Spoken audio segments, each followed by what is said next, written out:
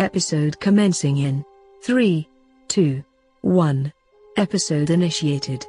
Why, hello there, and welcome to the TV series they said could never be made, mostly because it feels like it should have been a movie, as we explore the period of a Jedi mentor's life before officially returning to Empire-slaying duty on this week's episode of Obi-Wan Kenobi.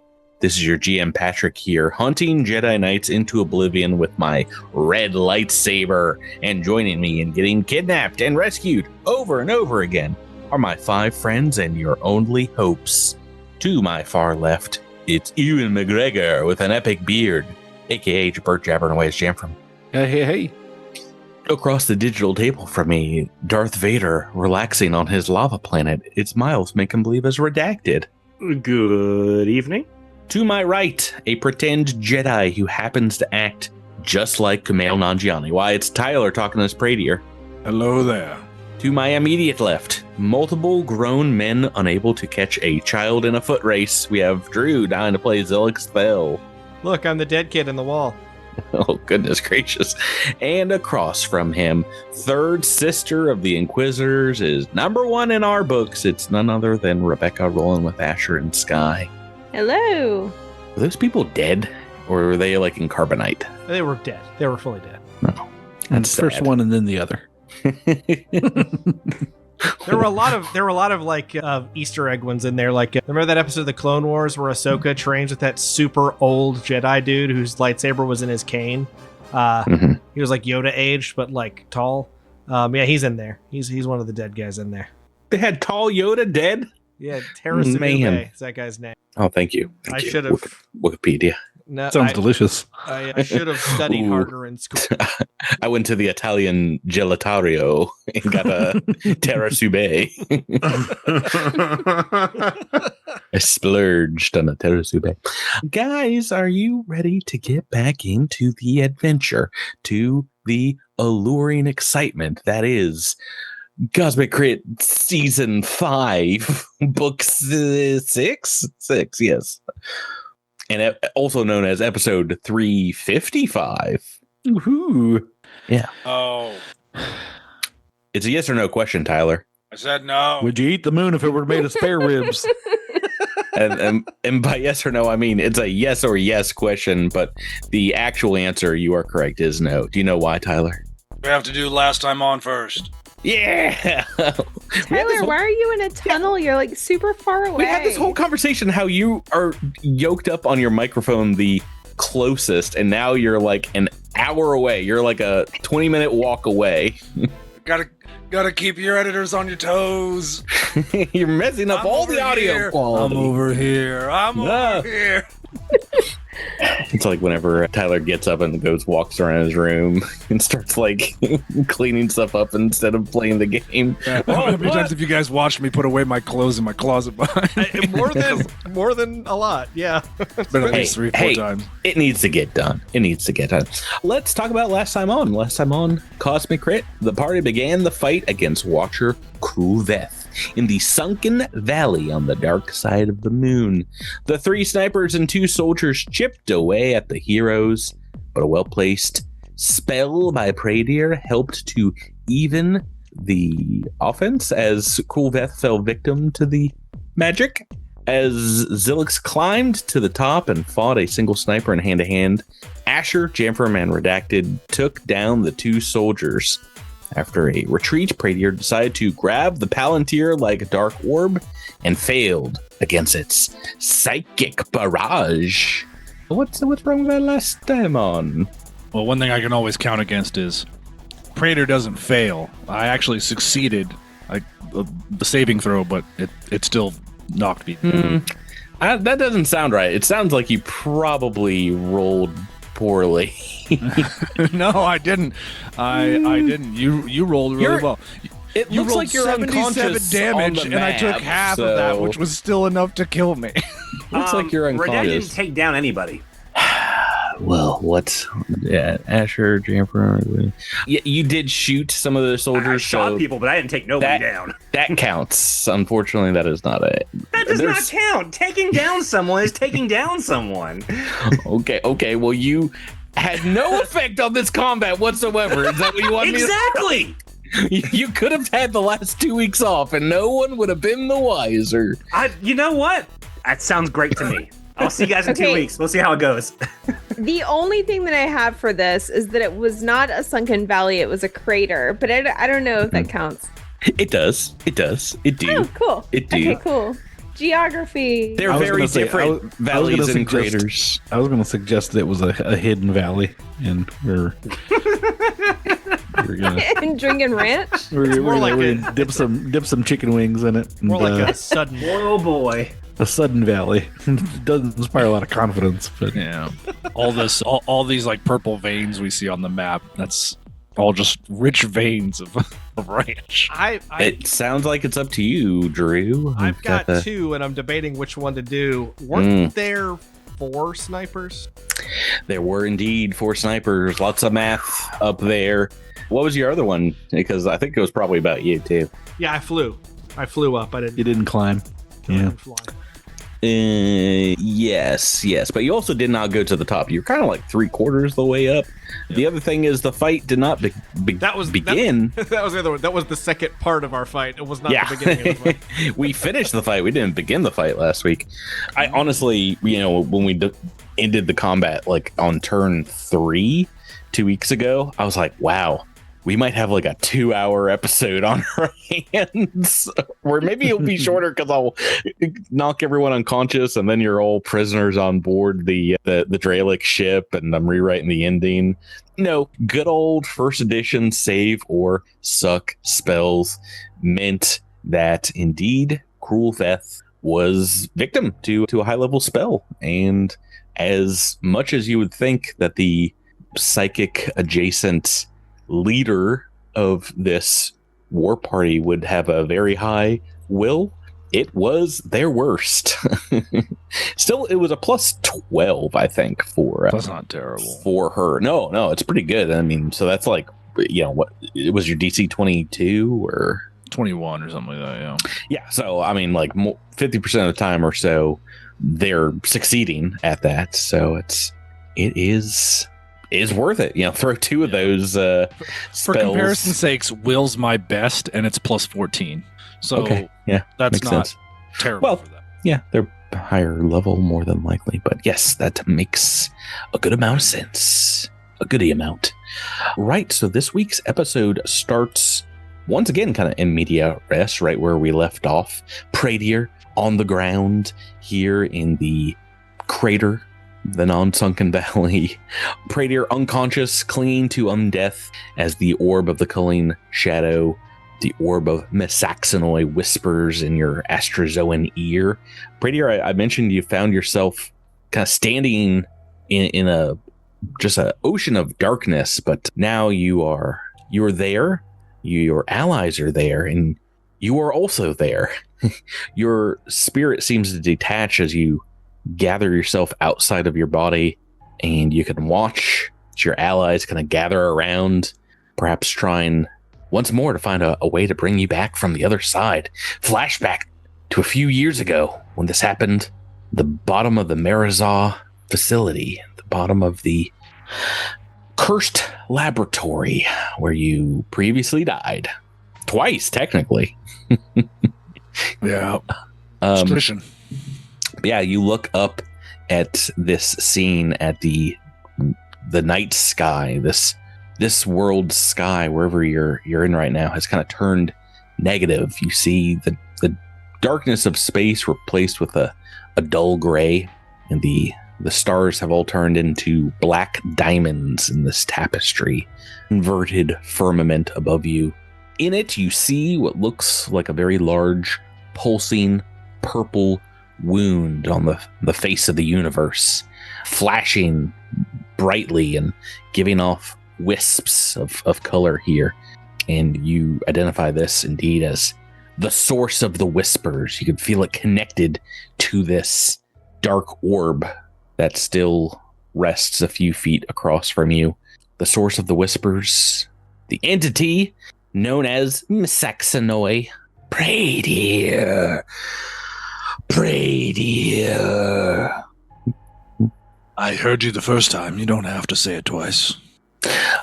Yeah, you guys, I believe we were still kind of in the middle of things. Pradier having difficulty stabilizing from the dying condition. What would you like to do? Let him die. Let him die. I mean, if I remember correctly, I tried to use stabilize through Sky, and it did nothing. Yes. So the spell stabilize does nothing. Do we have any other options? Can I try to hit him with a healing serum? That's basically like a better stabilize. Maybe you should try to deal damage to him, like it's opposite day, you know? Hey. Just cap him. Cap him in the knee. This man's got ideas. To be fair, surely stabbing someone with a syringe does some damage. Would that lend me any clue as to what that might do? If you're a big baby, it does damage, but boy, howdy. You can get stabbed with needles Ask my all the kids time. if it does damage, okay? They'll tell you it does. I was so worried about, a few years back, the old COVID jab, and it is and was the tiniest needle. I guess I was thinking like blood drawing needles, you know? I was like, oh man, those things are real pokey. They real hurt. No, the booster needle was like, the first one I don't think I felt at all. I'm still amazed years later. I will say I recently got, with the measles outbreaks and the fact that I haven't been, vaccinated against measles since, 1984, I got a redo of the MMR just in case, and I didn't even feel it. Like it goes into like the fatty part of your arm and like nothing at all. COVID was way worse, but anyway. Well, you're all out of ideas. It seems like you've tried stabilize. Wait, you say you're going to try to. I mean, serum? You know what? I think Asher and Sky, maybe just out of frustration, might punch him a little bit. Just. Really? I don't know. Are you gonna say something like, all right, live, dang it, live? Yeah, like slap him in the face, try to wake him up or something. I don't know. You're gonna kill him. What else am I gonna do? I don't know. You're gonna kill him, and it's gonna be hilarious. Oh my god! How many RP do you have, Tyler? Can you tell us? Yeah, I've 6. Oh, he's so dead. Everyone gets one slap in while Pradier's unconscious. This is for not approving the public park I put forth to the permits committee. No, as you do, yeah, Pradier, you feel, or I guess you sense, you see yourself getting slapped, but you have no connection to that physical body at the moment. But yeah, you're still in this form, Tyler, pulled towards the darkness of the orb of shadows here. Though in this realm, it does seem to amplify the light of this growing purple pulsar in the sky, but it seems a little diminished. Something seems off about the shadow here. Is there anything you want to do, Tyler, while they're trying to bring you back? I guess, can I roll another mysticism against this shadow? Against the sphere itself? Yeah. Since I'm on the other side. Yes, go right ahead. Don't have it open. 19 on the dice. 39. Oh my goodness. Yes. I love a good sphere. Yes. As you move closer to it, though, you realize that the understanding of what this thing is seems to be coming to you in the form of like feelings. And it's a dark feeling, for the most part. It is a continuous sense of loss, of hopelessness, as you kind of get glimpses and images of sentient life, people dying over and over again. Every step you kind of take closer to the orb, you feel like you are attuning yourself to the frequency of it. Do you want to try to touch it again? Touch it. This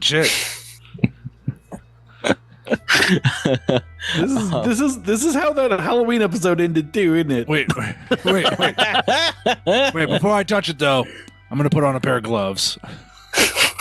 What, I have mind a gloves? crazy question. I have a crazy question. So a long time ago, I was given an item known as She's looking it up right now. a euphonic musical instrument. I picked it up off of somebody that we killed. And I also took... You've just been carrying it around and have not used it one time. It still has blood on it. Everyone, Rebecca's the reason why your character might be poor. She did sell this item for 10% 10 levels ago for two credits. But I am not good at playing it, which is why it's never come up before, because I did not put a lot of ranks into musician profession. I mean, just like real life, your character had literal years to study and put points into performance for this. I know, instrument. and I opted not to because I was like, when is this Just like ever real going to life. come out? Just like real life. Listen to me play guitar So at them, right? But here I am, and this says that it's specifically designed to stir nearby listeners with thrumming chords and subliminal riffs that most races find uplifting. That seems appropriate to try in this situation. I mean, there are worse ideas like slapping them, so go for it. Nobody else has any I don't ideas, know. okay? So I'm still on board team #team slap. Yeah. How can she slap? How can she play guitar? Okay, so I mean, wait. How many more resolve do you have at this point? stop. Have you just been carrying around this instrument though, the entire campaign? it's been on my character sheet the whole time. Okay, well that's different. Is it on your character's person? Do they carry it around all the time? You've had like a big old tuba on your back. It's like a ukulele. Okay, all right. Well, that's. You could have pretended it was like busting out something else if it was like a trombone. Yeah. Your character, your super duper murder character, has had a little uke. Yeah. Well, at the time, I was like, well, maybe I can make her not just a dancer, but also musician. Triple threat. Mm-hmm. Yeah, but I didn't put the points into that. So We love that on the cutting room floor until this moment. There's no better time. Tyler's character is literally dying, and you're like, do I play him out? Do I play him out? Oh goodness gracious! I can't write better scenarios like this. Like I have weeks and weeks of prepping and. Listen, I'm grasping at straws. I've got Tyler over here wanting to die. No, it's happening. It's happening for real. If everyone else is here, is there other skills? Can I ask for Zilix or Dactid? Jamfram, is there something else you guys would like to do? While it seems, like Bradier's dying right here in front of you. Join my band. Yeah, who's on vocals? I have an armor upgrade that, I mean, it's on my armor, so I don't think it's that helpful, but oh, that is actually very helpful for me, but I wish I'd remembered to use that. Wait, what the heck? Anti-sniper armor upgrade? Oh, man, that's crazy. Gosh. Immune to snipers' bullets? Okay, Wow. So usually this requires asking a question. Do not. And I swear. I swear. Normally, it requires consent, but, I mean, here we are. Dire circumstances. There is this thing that I have that allows me to communicate psychically with the person that it's connected to. And I wonder if I could stick Pradier with the Unity tendril, if I could talk to him and get through to him. If he wakes up and that thing is in his mouth, he is going to... I don't know what he's gonna do. I don't know what he's gonna do if he wakes up and that thing's inside of him. But Tyler Prater's in this other universe, communing with an eldritch evil entity, and you hear it go, pray dear, then stop mid-sentence and be like, wait, what the heck? Yeah, it's really good. It's really nice that I'm doing some HP Lovecraft nonsense in this realm while Abbott and Costello are on the other realm of existence messing with my corpse. I've got... I have an inhaler. Does that help? Is he having an allergic reaction?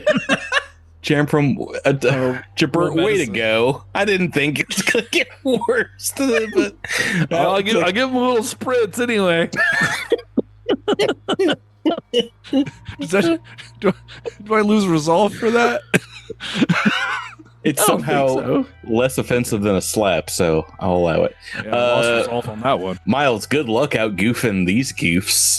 Does Redacted have anything that they think they can... Redacted can help out with? You see, this Palantir, this orb-like object, does sit in a bed of the crystals that you found elsewhere here on the moon. Mm-hmm. Like a big bed of crystals growing up out of the ground. Could I use life science On him? On Brady? Well, to gauge more about the crystals. It would be either physical science or engineering. Okay. All right. I can do engineering. It says engineering to apply principles of necropositrine technology. Are you sure? I'm necropositive. What howdy. That's a 43. Gosh. 19 on the dice. We've got 2 back-to-back 19s for you guys. Yes, so Redacted is able to just immediately go into work mode and begin harmonically resonating some of these crystals to... It seemed like they were propagating some of this damage that maybe took out Prey Deer a moment ago. Yeah, Tyler. I think as you go in here, you hear your friends on the other side doing their best, doing their level best to help you out. There's songs being played. There's the offering of tendrils, medicine of a kind, basically doing whatever they think they can here as other avenues seems to have failed. But yeah, as you go in to reach for this version of the whispers of Misaxenoi, you touch the orb once more, and suddenly your eyes open back up in reality, in the real world, and you have 1 hit point. You're basically up and at him. Feels like a real shot in the arm. You see a long line. That was just the tendril. Oh no, it's there, right in your arm. It feels like the measles vaccine. Oh no. Yeah, you have a history of one of the earliest minds that was touched and corrupted by this orb. Many centuries ago, a early watcher in the Order of the Culling Shadow creating this arcane magical item in an attempt to have a direct link, a two-way communication between themselves and Misaxenoi, and you watch as it greedily obliterated that watcher's mind. It was not as strong as you to be able to survive a blast. Yeah, and as you stand up, you're back. Well, is there anything you'd like to say?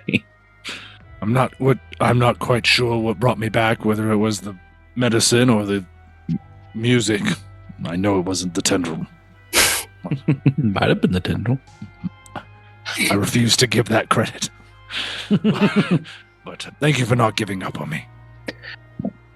But immediately you know that this does seem to be a very important object, and maybe more important than even Krulveth seemed to know about. Exactly what it was has been passed down between the Watchers of the Culling Shadow, but you get a sense that this is a potentially dangerous object because of its connection to this eldritch entity. My God. Well, I was originally hoping that I could use this orb, but it seems to be a bit more trouble than it's worth, so Perhaps plan B? As you look around your friends here, something seems off. They all seem to be emitting a purple fire, a liminal fire in the darkness of the crater shadow here. Dark light issuing forth from behind Redacted, their vehicle's core. You see this bursting forth from Jamfram's chest, shimmering off the scales of Zilix's hide and illuminating the sky like a nightlight. Can I roll mysticism to try to figure out what that is? Sure. I mean, do you, Tyler, have any idea? Does anybody? Oh, it's almost certainly chest-bursting alien. We all got them crystals. We all touched a crystal or took a crystal. Oh, we got that dog in us. 34. Dog in them. Yeah, I think part of touching the orb itself, you got this kind of sixth sense about you now. The realization kind of slowly dawns on Pradier as you can see past kind of interactions that you've all had. The five of you each has some point in your lives been completely necro-saturated with this dark radiation from the culling shadow, from the fingers of Misaxenoi, the fingers that have all had their fingerprints all over your life. Jamfram, you've had organs replaced with necro-dosed donors from Arc Prime. Asher has had Sky with her since her birth on this world long ago. A fact that has turned the Triazarka's Karakande into almost a shield-like sponge for the radiation. The dark energy is both the source of the Grey's power core, Redacted's vehicle's core, and also seems to be the cause of the Extangi scale curse. Mother of God. And Pradier, you know for a fact, you look down at yourself, you're just like absolutely sparkling with darkness here. I am the most fabulous cursed person. I mean, you've been bathed in necro radiation more than once, being killed by it, and perhaps being saved by it in your own engineering in a past life with the necropositrine ray. Just can't help myself. Yeah, as you look over your team, you get a sense of understanding. The darkest days of your crew's lives have kind of united you here on the dark side of the moon. This fool's world at the edge of the galaxy. You guys are united in your ability to stare at that darkness and have a glint of it in your own souls. This orb seems to be extremely important. Someone's going to have to pick it up.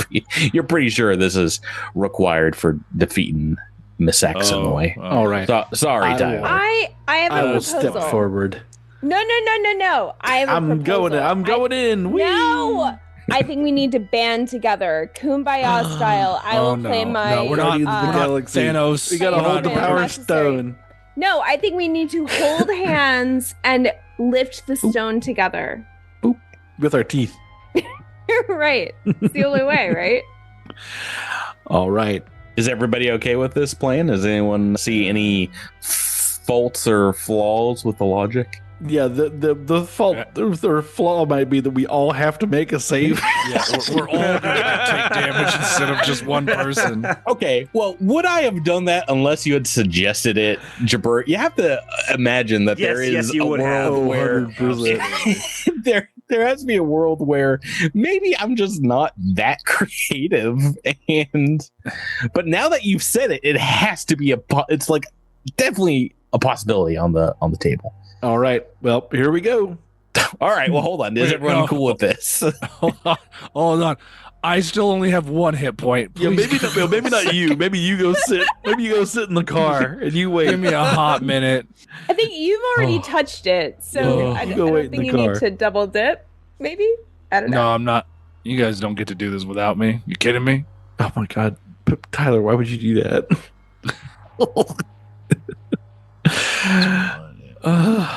You know what we ought to have done is called Ezran Shire and get him to touch it. Yeah. He's been doing all his dirty work. Can you imagine you fly him all the way to the moon and he touches it, just immediately keels over? It's like, why? Oh, I'm so not ready for this. Or somehow it gives him ultimate unlimited power, and now we got Ezra and Shire. Yeah. I was Saxonoid the entire time. Yeah, I feel like maybe we need to share the pain on this thing, and yeah, maybe Rebecca's got an idea here. All right, everyone's cool. Everyone except Praetor. Praetor stepping back. Praetor, you cool? Praetor's running too, right? I'm good. It seems like Tyler's rolling heal spells. Oh yeah, I see. Is that what all these D8 are, Tyler? Yeah. Okay, yeah, you're fine then, right? Yeah, okay. I can totally do this. All right, so it will require. Oh gosh. Wait, I have something else to do. Wait, you already had an idea. Before we touch the crystal. Are you gonna play the instrument again? No. I am going to cast chromatic safeguard with Sky. Can I do that? Yeah, sure. Not that it'll do anything, but it won't. Just in case. Okay, good. Great. All right. We're all here. So, Tyler, you are indeed touching it again. Is that right? Yeah, I've healed up. I should be fine. Alrighty. You're crazy. You're crazy, cat. Make me another mysticism check, and this one can be aided. I will aid. Can I aid? I auto aid. Oh, I almost aid. Oh, Tyler's gonna need it. Tyler's gonna need the aid. I can re-roll that if it's a fail. What, 7 on the dice? Yeah. I can aid in one way. Do you have an ability that allows you to reroll, Tyler? Yeah, I do. Okay. Well, you've got 2, potentially 3 aids here. Is that a fail? Oh yeah. Okay. Yeah, sorry. I'll re-roll it. Wish I had that 19 back. Okay. 32, I think, with the... Yeah, that is a success.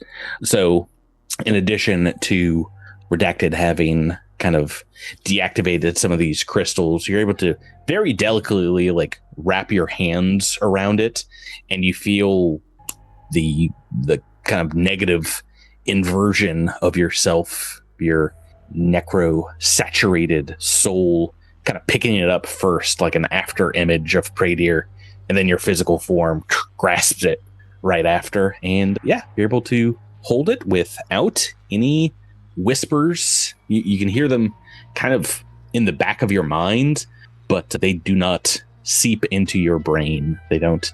And no one else does either. Tyler's Praetor has been able to effectively neutralize this extremely deadly trap. Second because time's of a the charm. power of friendship? How did absolutely we do so? not. It's the power of friendship is what it was.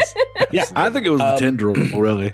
But as soon as you guys break contact with one another, with the orb, you all get a similar flood of images, perhaps things yet to happen here as you see New Golarion, Viridian, kind of covered in darkness. There are thousands and thousands of beings lying dead in empty streets, their homes kind of now giant mausoleums, their bodies partially rotted from necro radiation.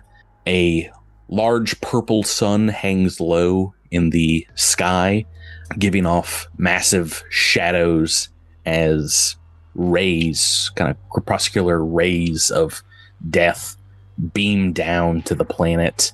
And you see what looks like almost a shimmering silver light being pulled from these bodies. You see energy being sucked from them, kind of evaporating or moving up into the sky, into giant rivers of soul stuff that form huge clouds over cities here on New Golarion, and eventually travel into space, just get pulled into the gravitational orbit of what looks like a giant dead star hanging between the moon of New Golarion and the planet itself.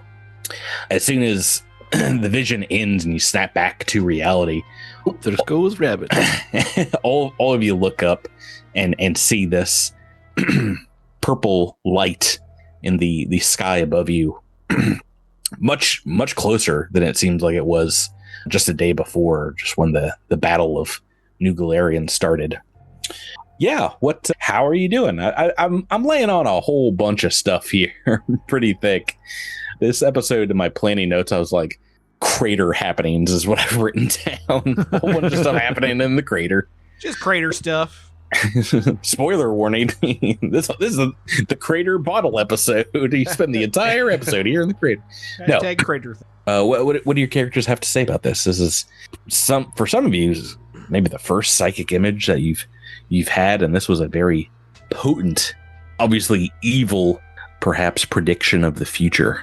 Well, I can't say that was particularly pleasant, but here we are. I can't say that it's very surprising. Haven't we been warned of a great evil ready to kill everything in its path all along? Yeah. Pounces like a star in the night. What are we to do? What can we do to save New Golarion? Is there anything we can do? I mean, hopefully this crystal will shed some light on... I mean, everything has a weakness. And I think that I think this little communication orb that we have here might help us figure out what we can do to try and bring this thing to heal. Is it a thing, though? Is it something corporeal that we can target? Oh, yeah. How do we get we can to target it? To be fair, we can target incorporeal things, too. We're just not very good at it. I mean, that's true. I didn't take all the fusions I need to for that, but... Technically speaking, we ain't afraid of no ghosts. Yeah. Yeah, I mean, maybe it's something that you can take into space with you. You're not entirely sure exactly what the offensive capabilities of this thing is, but you all are... This thing, you keep saying this thing. Is it the crystal that is the evil thing? It's not the crystal. The crystal is a symptom of a problem, right? Like, yeah, all these crystals here seem to be amplifying the light from Miss Axanoy, but this orb is very much a Dralic made magical item. And here it's up to you if you want to share this with the rest of the crew, but you've gotten visions indeed of an ancient Dralic watcher perhaps creating this item. I share that with the group. Yeah. But it's still, is it the source of the evil? I mean, by doing something to the orb, that will do nothing to the evil, right? Kind of a tunnel or some sort of... I described it as the Palantir. I think that speaks for itself. Yes, so it is a way for Miss Axanoy to communicate to the Culling Shadow, and the Culling Shadow can kind of reach out to Miss Axanoy through it. Okay. Think of it as a two-way radio, right? Culling Shadow's on one end, Miss Axanoy's on the other. That's all. Okay, but if I kill my telephone, that doesn't kill the thing on the other side. Yeah, no, yeah, you're exactly right. This is just a window into what Miss Axanoy is, what its power might be. I mean, there's just it's a way to get information. But if we destroy the orb, it's not going to stop Miss Axanoy from coming in and doing it. Which is exactly my point, right? Like we may have the orb, but we don't have the means to actually attack the source of the problem. So unless the orb itself is that, unless the orb is somehow tunnels into something to the Culling Shadow that gives us an option that we wouldn't have without. What if it wasn't the Palantir, but what if it was the One Ring? What is a Palantir? You keep saying that word. It's a Lord of the Rings. Goodness, give me that Lord of the Rings. Give me that nerd card back, Rebecca. The Palantir was the orb that Saruman used to secretly speak with Sauron, the Dark Lord. Oh, okay. Was that in the movies? I never read the book. Yes, it's in the movies. It's in the movies. Yeah, it's just an orb. It's his crystal ball that he kind of talks into and does his creepy long fingers over. Just one of my least favorite parts of the movie. Weird behind Christopher Lee fingers. Yeah, right behind Bilbo making that scary face when he tries to grab the ring from Frodo. Come on, you don't got to do that, Peter Jackson. You don't got to do that to us. Can't unsee that. Anyway, I will try to stop calling it the Palantir. It's the orb of Miss Axanoy. They're very different, folks. Okay. Please. Legally speaking. It goes far, get it? Legally distinct. Okay, but my answer or my question still stands. Like, so what is our next step here? Because the orb isn't. Well, the next step is leave this place. Yeah, should we try to talk to follow the line from the orb to Miss Axanoy somehow? I just want to get off this planet. I don't think we should try to talk to it because that almost killed Pradir. We could maybe trace the call. I mean, I guess it's coming from. Right. I look up at the sky and I go, and that thing. It's coming from inside the orb. It's coming from inside the orb. The files are inside the orb, and I start smacking it. I think we should take it back to the ship, but we should put it in like a bag or a box first, so it can't hear what we're saying about it. Oh yeah, I throw a blanket over it. Ah, perfect. There we go. I believe it or not, I have rules of what happens even if you put it into like a null space chamber. So like, I don't think a blanket's gonna do. I'm not even gonna. It's like a bird, right? It goes to sleep if you put a thing over it. Yeah, no, the eldritch entity Miss Axanoy is like, what time is it? Oh, it must be sleep time. Boy, howdy. Are you guys just heading out of the crater immediately? What's going on? Yeah, I don't want to be here. Where are we going? Anywhere off this planet. I do not want Krulveth to return and absolutely kill me. Krulveth survived, right? Should we not? True. Yes, true. and most of the snipers. Should we not go? Are we taking the orb with us, or are we just leaving? Yeah, no, we should take the orb with us and leave. Yeah, let's go. Let's go. Who needs Krulveth when you got the orb? I think the only reason, like Patrick, the only reason that Krulveth was here is so that he could put the orb with the crystal, amplify all those things.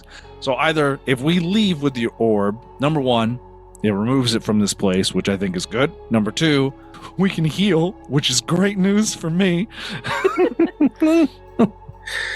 And if anything, I think it'll force them to come after us, which is also, totally fine. But I don't think there's any reason to be on this rock. Yeah, that's fair. We are a ways from our spaceship right now, right? Like, but we can take the vehicle to get there. I can't remember where we parked. Oh no, did no one write down the section and we're in the itchy lot, right? Now, were you in itchy lot Z or double Z or triple Z? Yeah, you gotta remember all this. So are you guys climbing out of the crater right now? Yeah, it's gonna take forever. Some of us are climbing. Some of us. I'm gonna fly. Zilix and I hold hands and fly out of the crater. Actually, I have to use another nanosight surge to fly. So, assuming I ever touch the ground. Oh, never mind. I fly out without you. Okay, make me a perception check when you get to the top. Can I stealthily fly out? No. Probably not. It's a 27. My jetpack in silent mode. All right, once you all get to the top, you realize you have indeed left 2 dead Dralic bodies at the bottom of the crater with all their loot, all their gear on them there. They probably had nothing of use. I climb back down into the... All right, make me athletics checks to not fall again. I have a jetpack. I could fly back down. Okay. All right, I rolled a 2, so I just climbed down. Jamfram died on the way down. No, you can go up these steps on this side of the... Shut up, Tyler. I'm playing the game how it was meant to be played. Allowing you rolls and going through with it. These steps over here are much easier to ascend and descend. The ones that Zilix was flying up to deal with the snipers. The 2 guards, these are the only 2 folks that you managed to murder, have Golem Forge plating Mark IV with a jetpack attached and 2 Shadow Staves. Shadow Staff. You can take, it's a jetpack, armor upgrade. You can always take it off. Oh, no, I was thinking that's just, it's great. It's just, it would have been nice before I just rolled down the side of the crater and looked like a fool in front of everybody.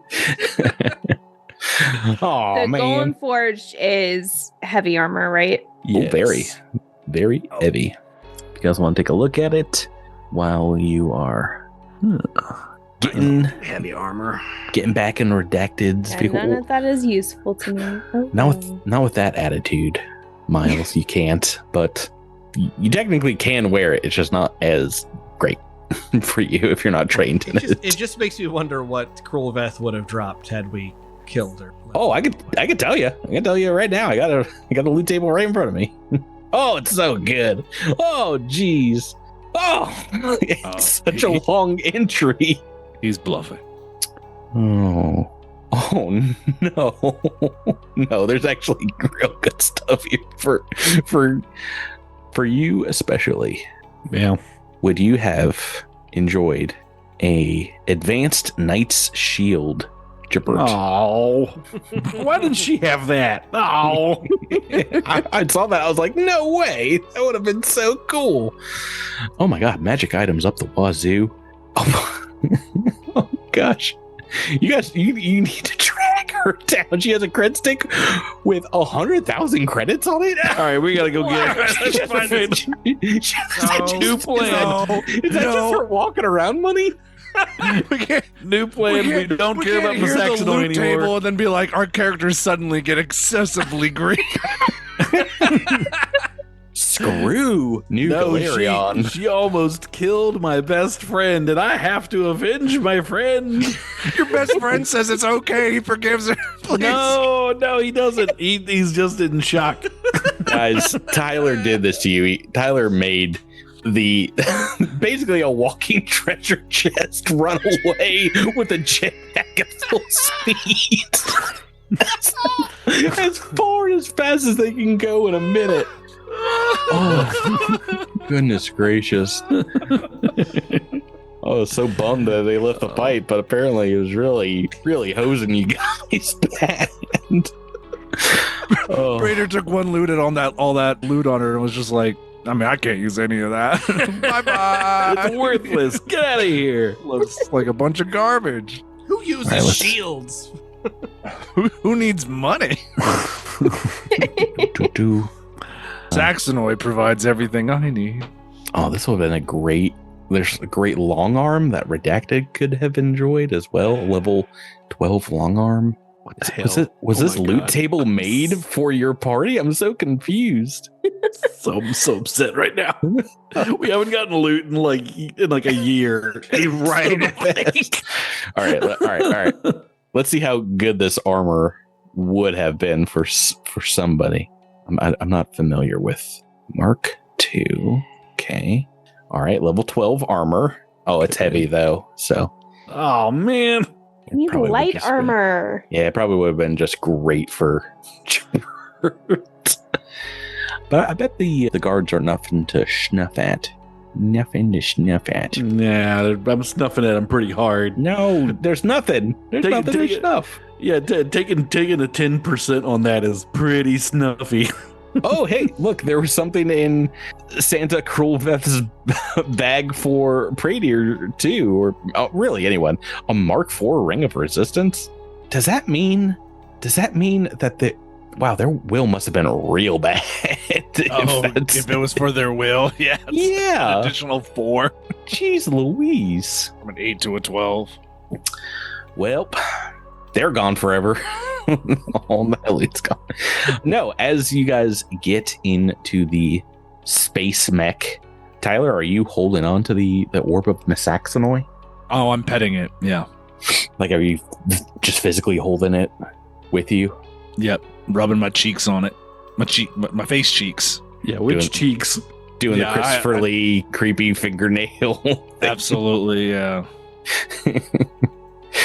Okay. Yeah, as you get in the vehicle, you see a starship blaze overhead, the fated harvest taking off almost directly up from the moon's surface here, heading skyward, it looks like a dead course for the pulsing purple light in the night sky. It's going to take you a little bit of time to get back to the Peridot Peregrine.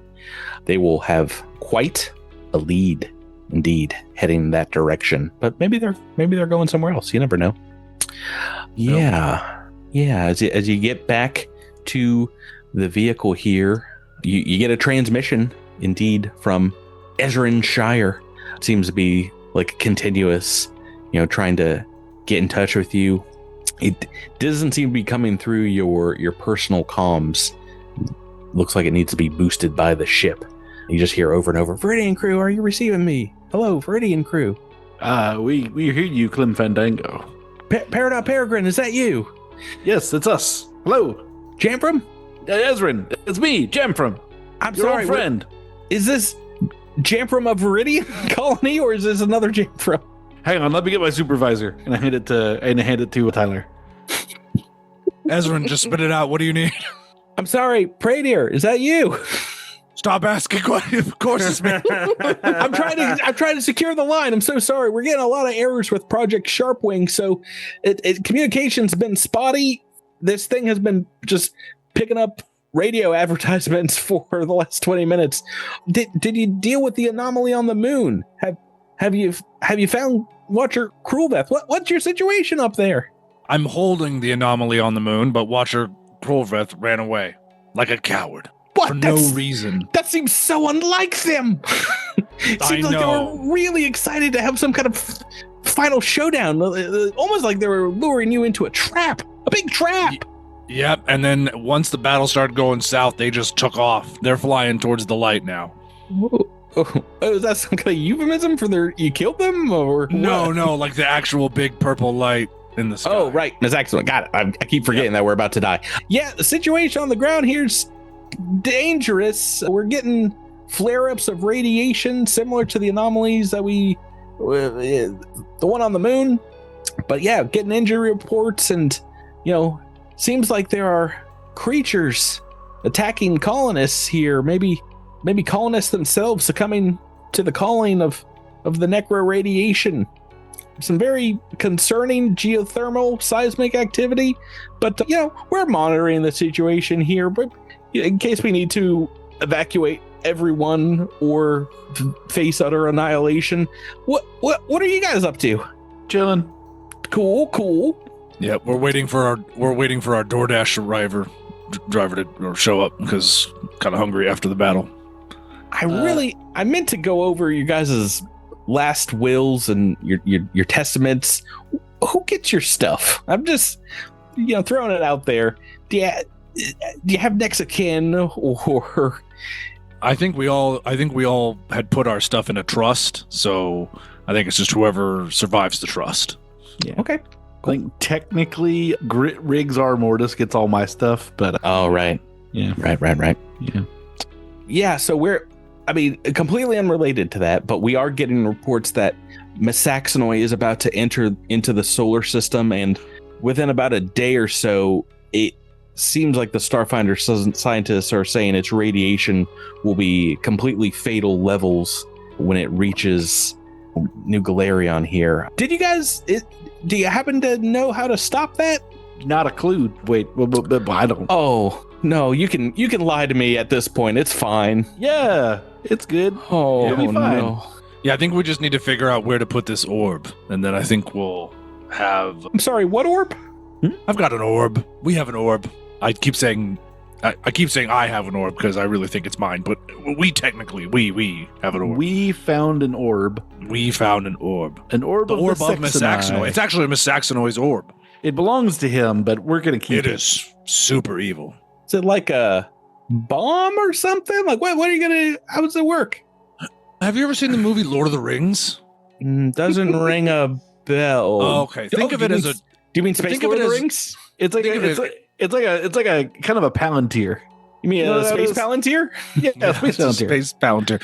Yeah, or a space two-way radio. That analogy makes perfect sense to me because, as established, I, Ezra Shire, am quite a huge nerd about fantasy video games and or literature. Know. So yeah, you won't shut up about it when we're not recording. Well, I'm not talking about it right now, so I guess I do shut up about it every once in a while.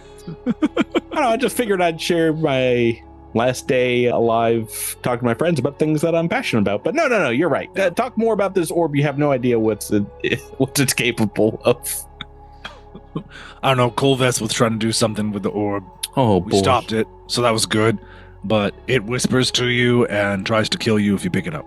Pradier, as you're as you're talking about this, maybe picking it up yourself and kind of staring into it, you have another vision, perhaps of a possible future very similar to the one that Mesaxenoi tried to push into all of your minds. But maybe this is you yourself tapping into your psychic prediction powers that you had in your previous life. Yeah, an image in your mind much clearer than any you've had since waking up on the devastation arc of the Civ. An image of you all crashing a starship into the pulsar with the orb on board, maybe reuniting the entity with this kind of representation of its mind, and you see a thermonuclear kind of blast, a huge subspace explosion that makes very cool rings, very cool purple and green rings, but that seems to destroy this entity both back in its negative plane of existence and its entire physical embodiment at the exact same time. Now, mind you, this is, as you send this across, you hear kind of the whispers quiet for a moment for the first time since picking up the orb of Mesaxenoi, not Palantir. Perhaps a disquiet, as it seems, even if this is not the way to use this item, the idea of this entity being destroyed seemed to give it pause for a moment. Ezra and I have really bad news. Well, yeah, what's that? I think we're going to need to crash the ship on the entity. What now? Well, I was just... Crash your ship? Yeah. Why? I think we have to... This is the orb of Mesaxenoi, and I think we need to return it to it, bring it back, join them again. I had an interesting vision. Oh, you have those still? Well, not as much as I used to back when I was actually alive, but, I still can whip them out every now and again. Well, that is... I mean, it sounds like something from an action movie or like a crazy fantasy video game that I am not going to mention, but, I mean, it's a plan that's so crazy, it has to work, right? We might just work. Have to survive, right? Do you guys want me to go rally the Drift Rider crew and see if they're up for one last mission together? Maybe update their character sheets for a final climactic battle with Mesaxenoi, level 20? Yeah, this is why the idea, man. Hey, sounds good. They're gonna be able to handle all the necro radiation, right? Right? Oh, I mean, I'm sure they'll figure it out. They figured out other things before. Did they die? At a minimum, they can die and be brought back to life, so... They're good, right? They can do it. Well, it's just we've already gotten reports from ships on the edge of the system that seem to be caught in the corona of the pulsar, and those ships have been going dark almost immediately. I don't think we have time to retrofit any ships down here with the necropositrine shield technology. So, I mean, I don't even know. Will you guys be able to get close enough to affect Mesaxenoi, or are you just gonna die? Well, maybe one then the other. Yeah. Wait, which first? Hard to say. We'll find out, though. Stay tuned. Tyler, what do you think Pradier has to say about that? I think we are out of options, so either we land in the pulsar or we don't make it, but at this point, I think we just have to walk the future that's been shown to us. Dak, Miles, you're so quiet. Do you have... Well, you have life science. You just mentioned it earlier, right? I do, yeah. Mm-hmm. Well, why don't you give me a little role? Get you involved in this shindig. 21. It's all right. I think because of what Pradier shared, I'm guessing Pradier shared it with all of you, the amount of necro saturation that the five of you have had over the course of many, many years at this point, you have probably built up a pretty sizable tolerance to the radiation, and might be the only starship crew in existence that were maybe born for this purpose, can get close enough to this pulsar to do something, to survive. Yeah, a flyby. A flyby. A flyby. We gotta do a flyby. So yeah, I mean, it's the beginning of a plan. It seems like parts of a plan, but I don't know. You guys got a real fly by the seat of your pants kind of attitude about this so far. I'm kind of digging it.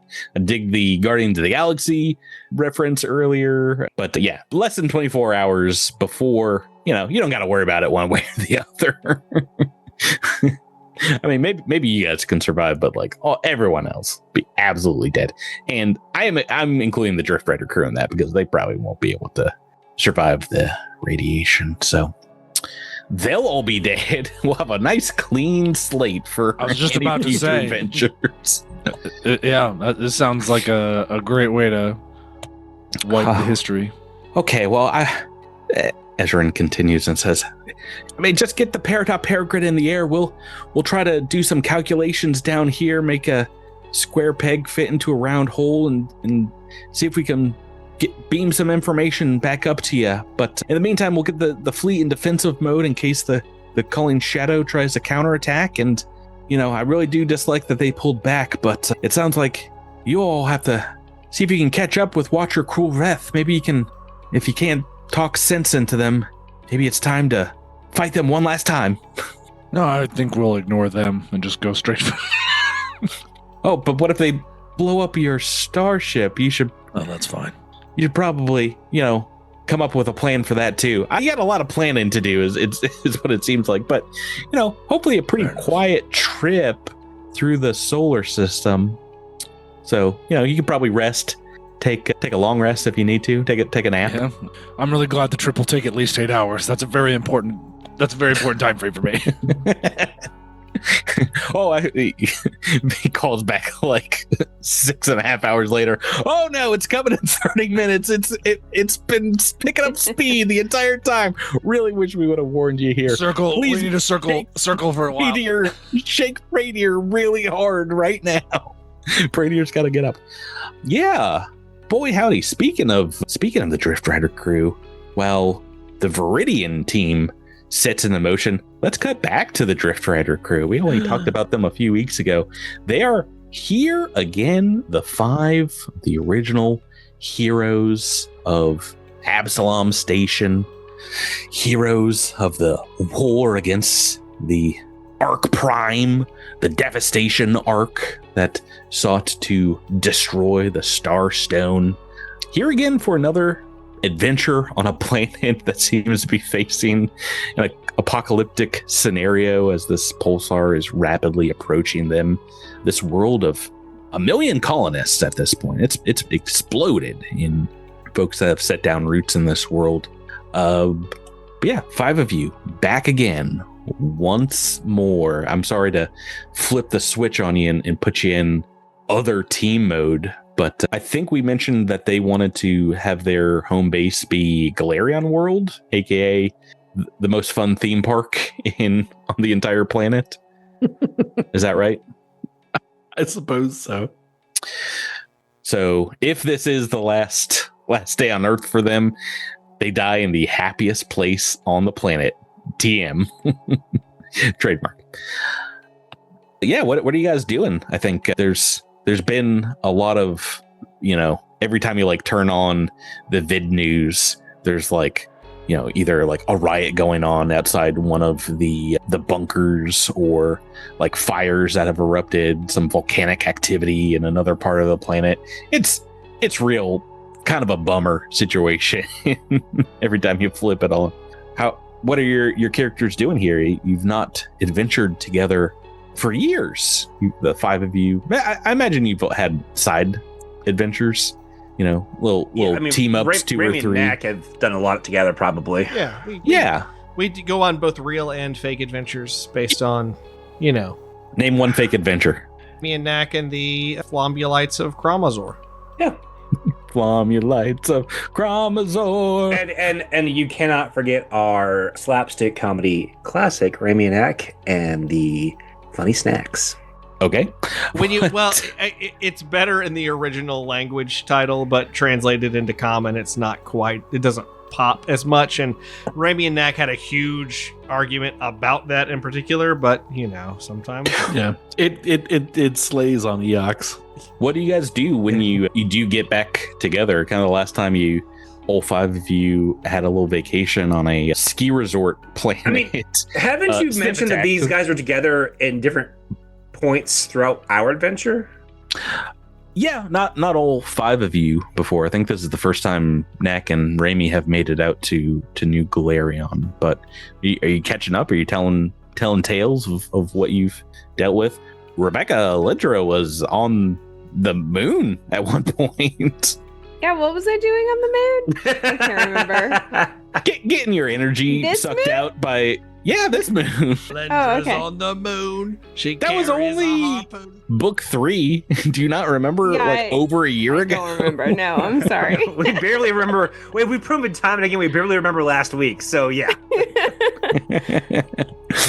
Yeah, and Edros has made some connections here. As my imagining of this character now is like old man Edros.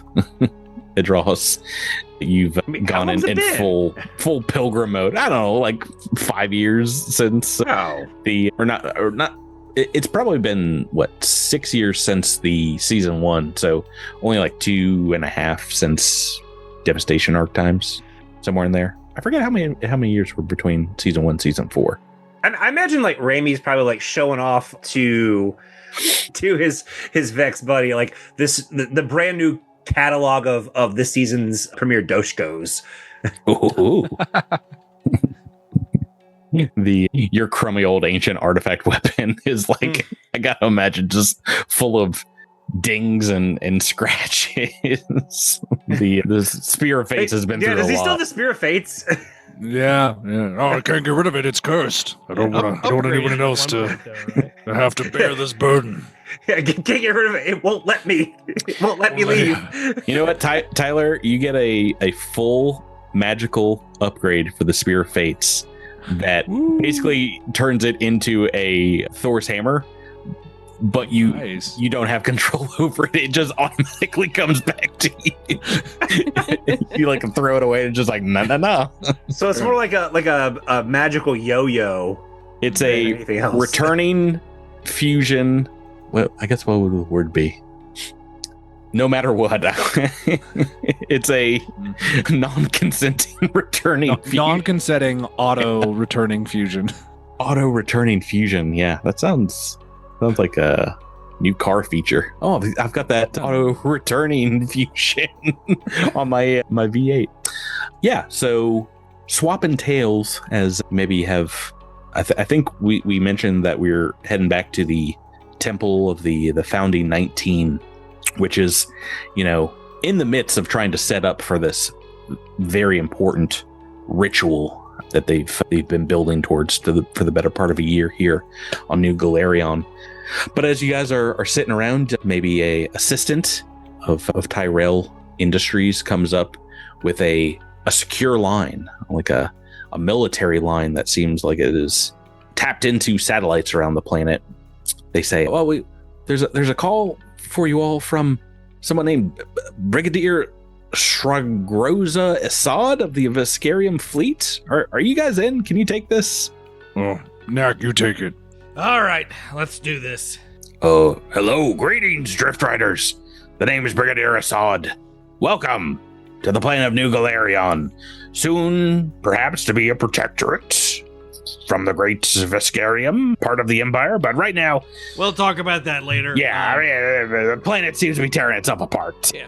Are you watching any news channel? Gotta focus on saving this before we focus on who it belongs to. Me. What can help with you, Brigadier Assad? Well, anyway, my planet seems to have a number of geomantic pressure points, and our scanners can't seem to get a hold of exactly what to make of them. As soon as one earthquake subsides, there's volcanic eruption hundreds of miles away. And at this point, this seems to be some sort of coordinated subterranean disturbance. We were thinking here, our Vescarium scientists have put together maybe your fancy Pact Worlds tech might be able to do a better job of investigating these anomalies. Does your Drift Rider Mark II have the time to make some scans? I think we can make some scans for you. We never say no to a fight. We have scanned time. The Drift Rider Mark II is indeed just like a massive floating base of operations using a cruiser as its base model. It is about 10 times larger than the Explorer class Drift Rider, aka Drift Rider Mark I that was destroyed. You have a crew of 20 on board, including engineers, scientists, starfinders that have come along for the journey. Space goblins, or did we get a decent Oops, all goblins. They work for so cheap. You basically don't even have to pay them. No, Tyrell Industry employees here. So I mean, these are like union folks. You know, they're like professionals that run the ship. But you all are, you know, free to take up positions.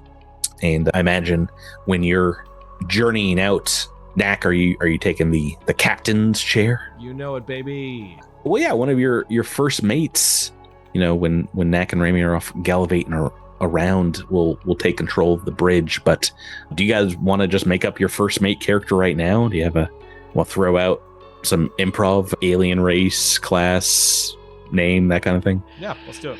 All right. The first mate Bumpus. All right, well, that's an option. George Bumpus. Sounds like a character from a John Hughes movie. Oh, there's George Bumpus coming down the hall. Bumpus. Old Bumpus. Guys, I just want someone to take me to the dance. Shut up, George. Oh, Bumpus. Yeah, well, let's first talk about alien race or ancestry. Who do you imagine when you see the first mate of the Drift Rider Mark II? Who do you imagine? Somebody tall. Okay, yeah, tall, I mean, but short, but not too tall. Yeah. I mean, I was about to say you can have a large person. Yeah, do you want a Kasathan? I'll put Kasathan right now. You guys have never had a full Kasathan character, so this seems like correcting a lot of errors. What about true. Well, I mean, for a full season, I don't believe so. Okay.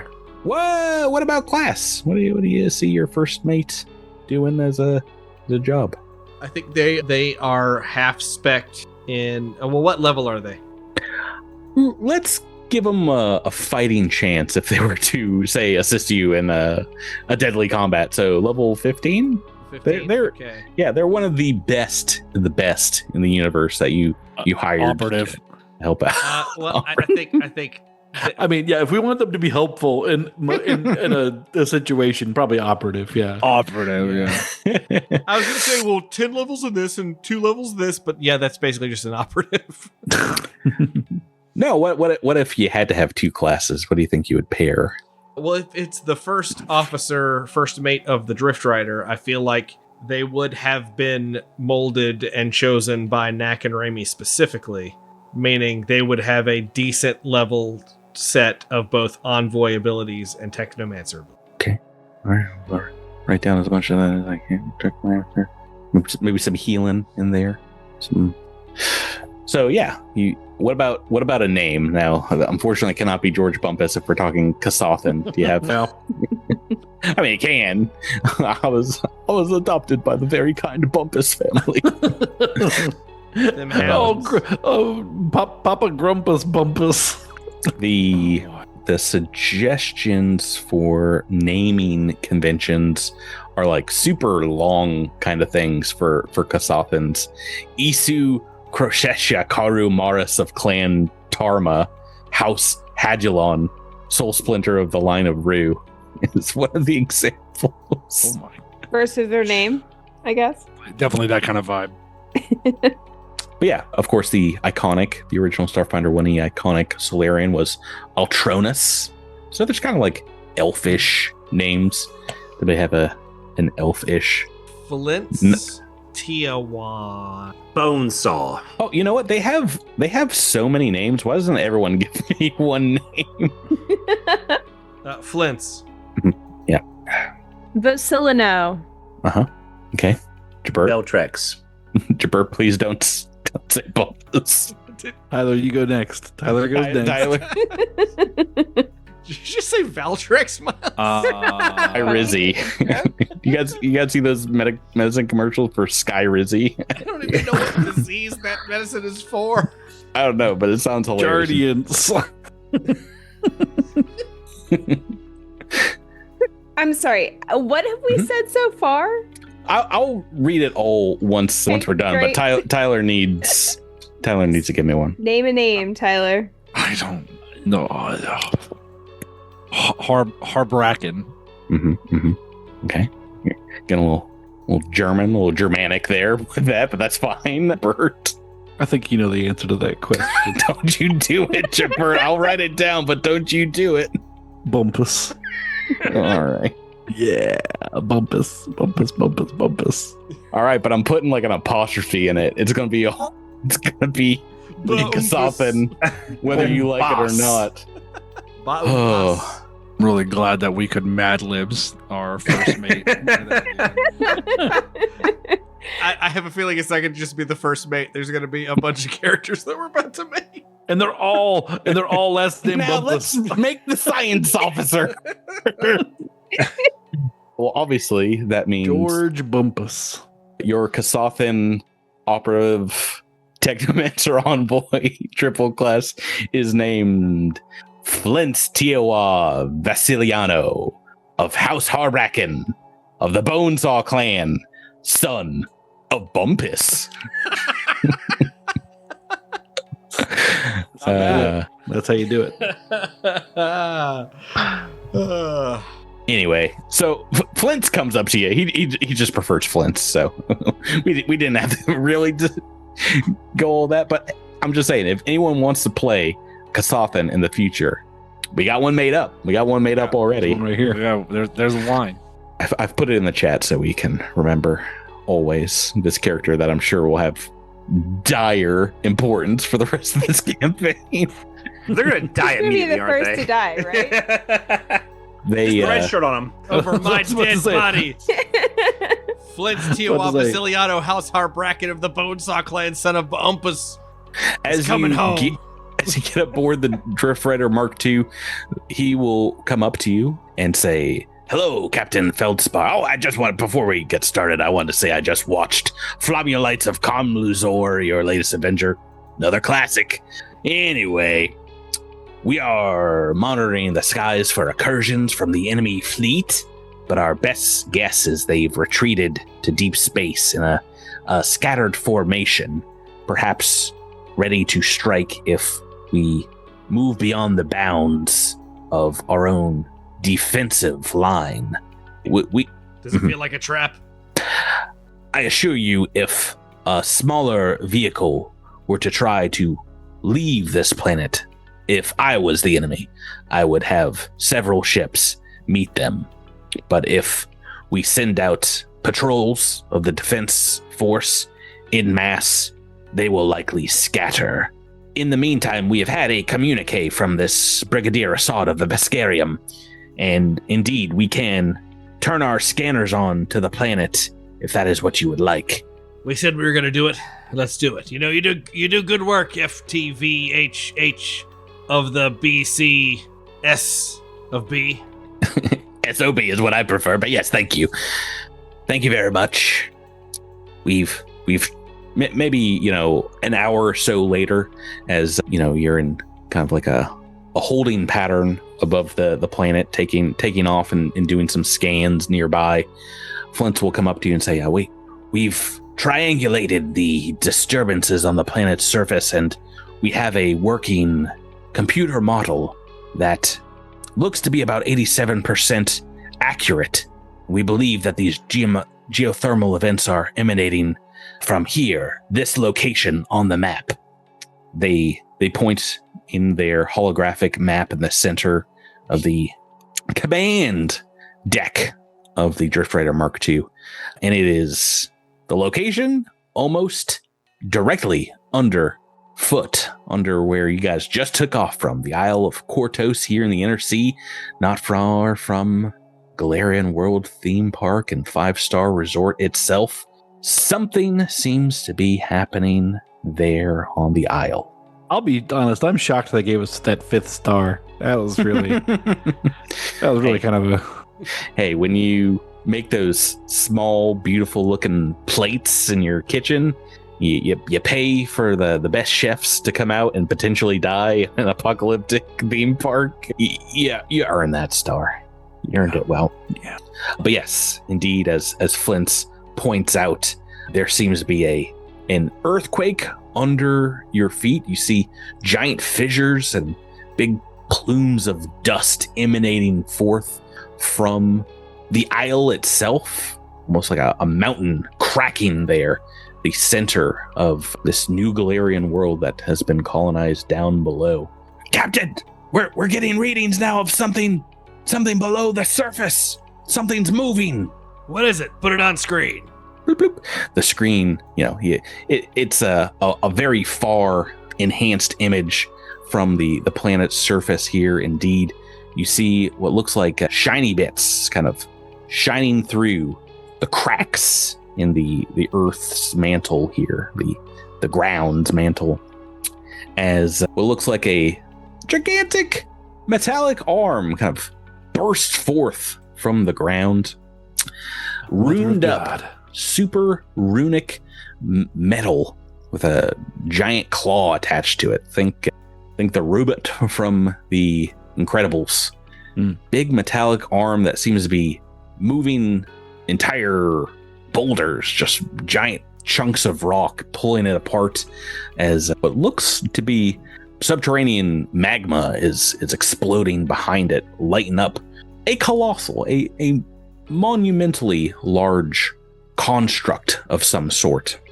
But as the computer is like rapidly trying to like identify, make, and model it, it's coming up empty. But you do see along the side of it what looks like ancient runes, magical runes carved into it that you guys identify quite easily as Civ magic. Magic Civ runes, ancient here on whatever this is. It lets out a bellowing roar, to be continued. As an insane monster emerges from beneath New Golarion. Guys, I'm going to need you to check on your level 20 characters. Gotta go brush up. I mentioned there might be some final fights, and we don't have to do it next week. You got plenty of time to prepare. But Drift Rider crew back in action one last time. Oh, back in the saddle, baby. That's happening. Oh, that's happening. Listeners, just so you know, if my first roll with a Dross is a 1, I'm giving away Patreon subscriptions to at least 20 people. Oh boy. What if it's a 20? Then 20 people owe me Patreon subscriptions. 20 people have to give you. You get 20 yourself. Yeah.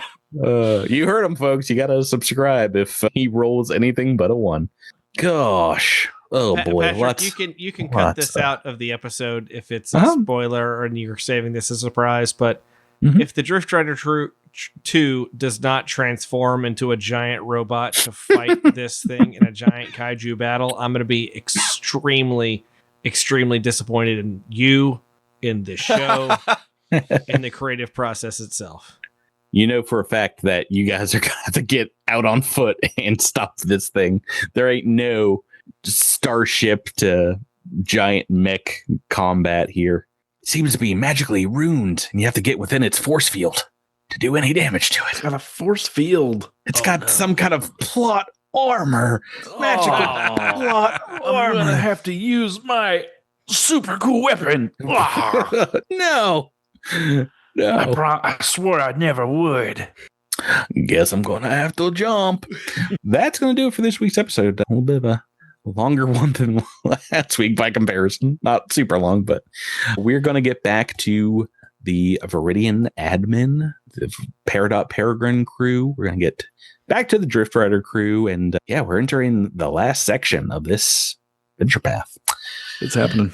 Oh, yes. Guys, thanks for playing with me. Thank you. Thank you. Listeners, thank you for listening. And we'll catch you on the next episode of Cosmic Crit. So long. Good night.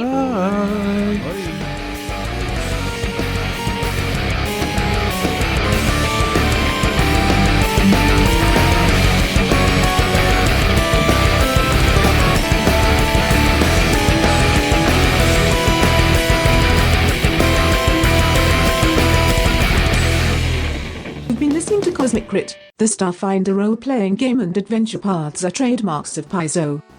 All Pathfinder and Starfinder images are property of Paizo and are used with permission.